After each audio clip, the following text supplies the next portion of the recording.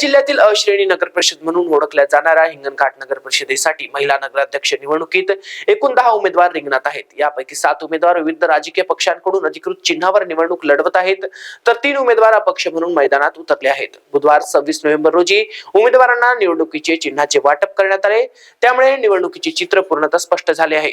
त्याच दिवशी नगर परिषदेत उभा असलेल्या 40 नगरसेवक पदांसाठी अपक्ष उमेदवारांनाही चिन्हाचे वाटप करण्यात आले. हिंगणघाट महिला नगर परिषदेच्या नगराध्यक्ष पदासाठी मतदान 2 डिसेंबर रोजी सकाळी 7 ते सायंकाळी 5 वाजेपर्यंत होणार असून प्रशासनाकडून निवडणुकीसाठीची सर्व तयारी पूर्ण करण्यात आली आहे. तालुका प्रतिनिधी येथे हिंगणघाट नगर परिषद कार्यालयात निवडणूक निर्णय अधिकारी तथा उपविभागीय अधिकारी आकाश अवतारे, सहाय्यक निवडणूक अधिकारी व मुख्याधिकारी प्रशांत उरकुळे तसेच निवडणूक यंत्रणेतील अन्य अधिकाऱ्यांच्या उपस्थितीत चिन्ह वाटप प्रक्रिया सुरळीत पार पडली.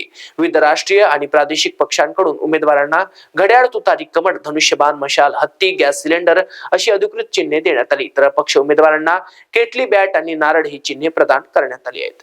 महाराष्ट्र T24 करिता सतीश काळे, वर्धा.